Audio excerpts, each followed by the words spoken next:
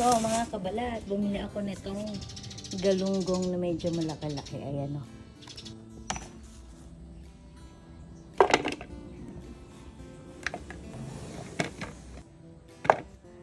So, mga kabalat, meron akong tanim na saluyot. Ayan, nakalagay po siya sa isang lagayan. Ayan, ganyan siya kadami.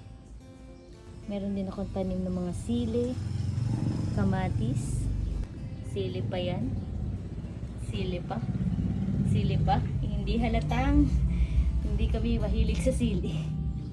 Tayo manalbos ng saluyot. Ayan.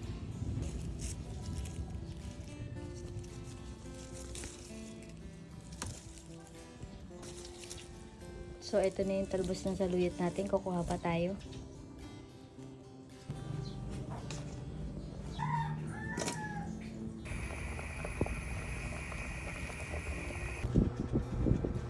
So, kakain na muna ako bago magtrabaho. Ayan.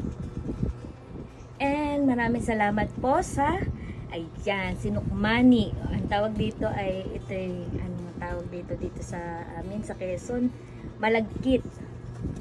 Ayan. Ito po yung masarap. Kagabi pa ito. Binigay po sa akin ni Tita Tata. Maraming salamat po.